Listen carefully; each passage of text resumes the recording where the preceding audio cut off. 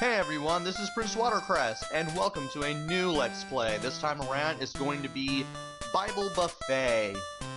And a lot of people want to say it's a bad game. I guess it depends on your taste. I guess this is just meant to be a family game. There's not really much of a challenge to this one.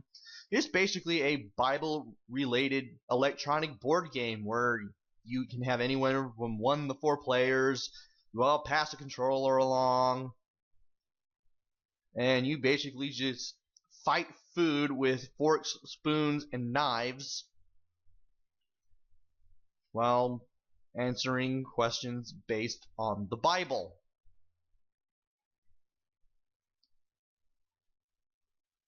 So with that in mind, let's begin. This game was made by Wisdom Tree Incorporated, a subsidiary of Color Dreams, which made unlicensed games for the NES. And Wisdom Tree made unlicensed games too, but they were all based on the Bible. Also, version 6.0, yeah, they did a lot of version numbers on these things. I know Spiritual Warfare came with like 2 different version numbers. I think it's like, there was like 1.0 and then there's 1.1. Not sure why there's like a 6th version of Bible Buffet. Where are the other 5? Anyway, let's go ahead and dig in. I'm just going to go ahead and play the Forever Alone version, which is 1 player, so let's do it. And which question category? Well, here's the thing about the questions. They are all in the manual, which has its own little quiz book, and you can have any category from 100 all the way to 999. And if you don't have the quiz book, too bad.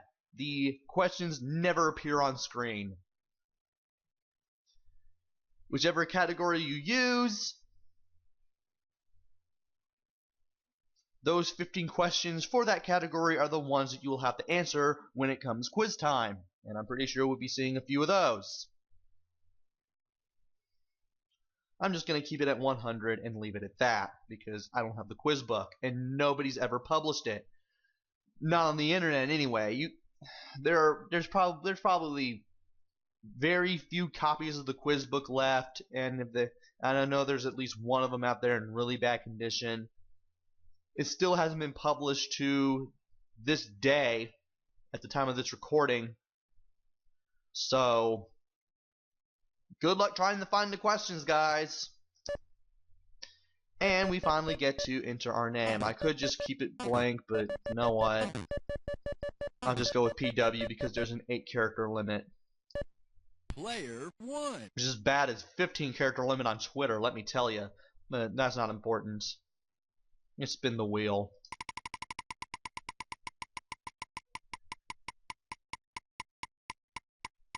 Five. Oh my gosh, it talks. And if you land on a question mark, it's a bonus square, but first you get a quiz. And okay.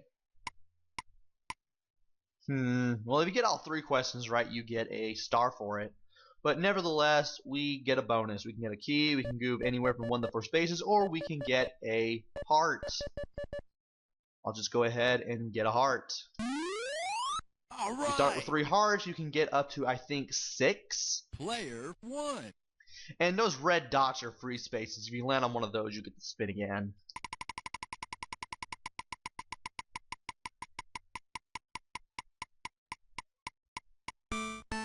And we get another pop quiz. Great.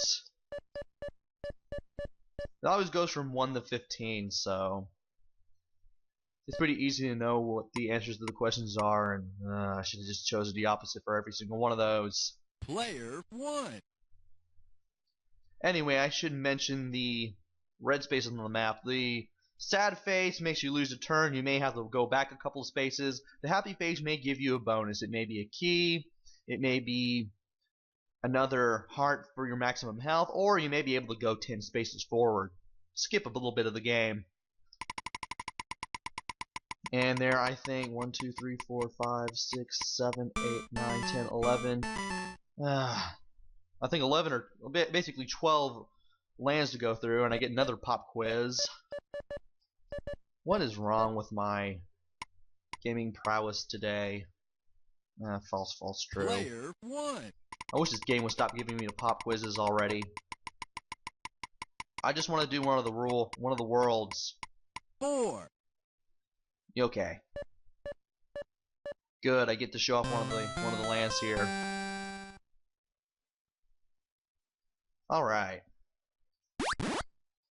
Well, I get to fight everything off with my spoon.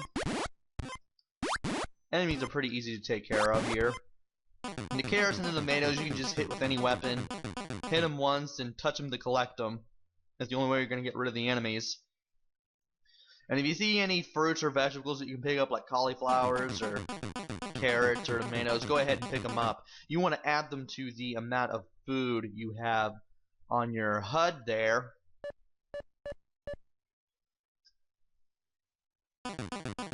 Just so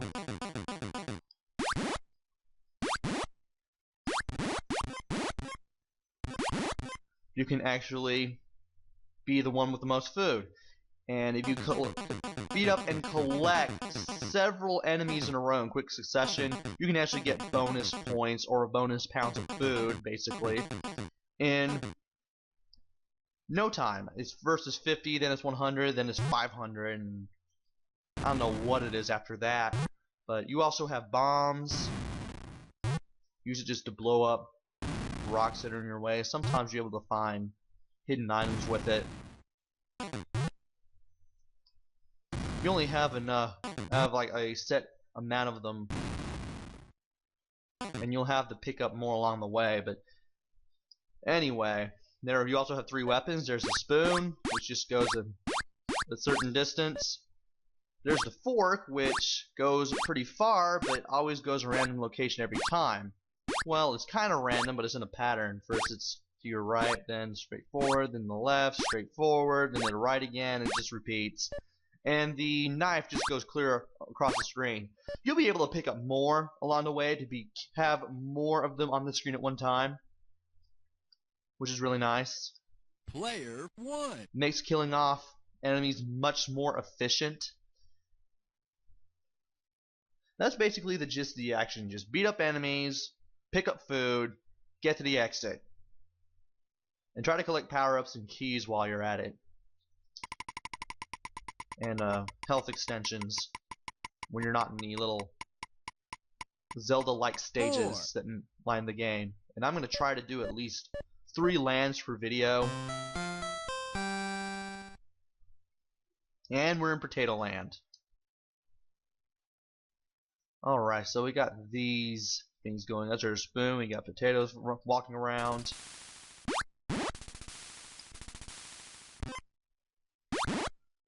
There's another spoon, so we can have 2 spoons going on the screen at one time. We got some more baked potatoes with sour cream on them that we can pick up for pounds of food.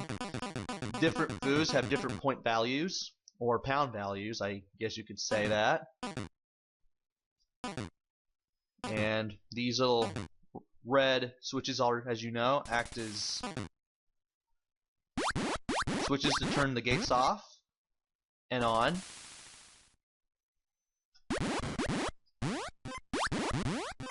And I should have waited to get some more points out of that, but oh well. The stages that you go through will start out easy at first, but then they get a little more complicated. Not too complicated, it's the family game after all.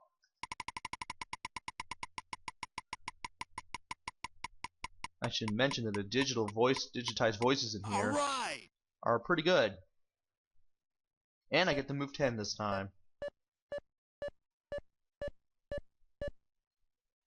We are now in Salad Land already. And we got this egg guy over here that seems to be following the wall. Let's go ahead and just pat him a couple times. You won't want to be near him when you kill him off, because you'll be hit by the shrapnel of his egg-like beingness when he dies. And you also want to bomb these plants too, because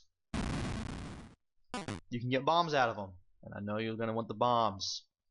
These fork and knife, these spoon and fork pairs actually act as spikes that just move back and forth, and either vertically or horizontally. It just depends on how they're programmed.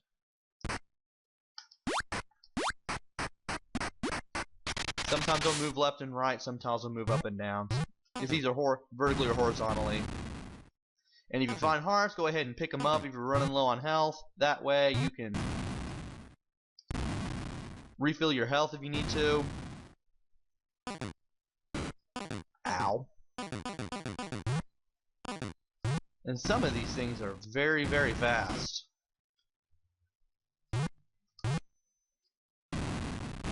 You should be able to block these for a little while. Get the last of everything here. Hate those things. Player 1. And those, you may see dotted lines, black dotted lines in at least 2 parts of the board, which resembles Candyland. If you land on the spaces between those, you will actually take the shortcut there. You may be able to get lucky and take those shortcuts, you may not. But if you do, you'll be able to skip a little bit of the board and get a pretty good lead on any of your opponents that you may have. Or get through the game faster if you're just on a one-player game. And we got even more to deal with here. Now this egg that came out of the door, just wait for it to explode. That's all you need to do. You'll want to blow through this with the bombs, these granite floors. Otherwise, you're going to be stuck here forever if you already defeated the enemy but didn't have any bombs. Sometimes the game likes to pull these jerk moves. And these little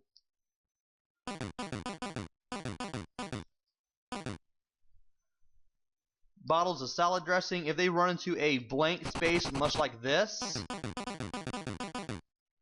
they will turn into all sorts of vegetables like these onion rings and olives and chili peppers and everything. And here's another knife icon. Now we got 2 knives that can go clear across the screen, which is alright. Player 1. And will I be able to make it to Fast Food Land and call it a video? Hopefully, if I can land on either a 2 or above. 4. Alright.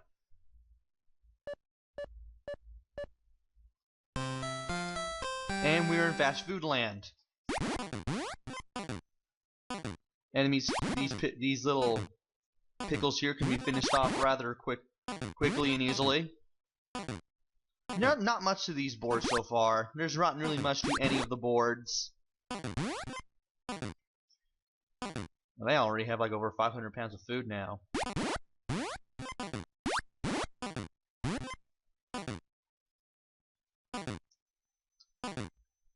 There are all sorts of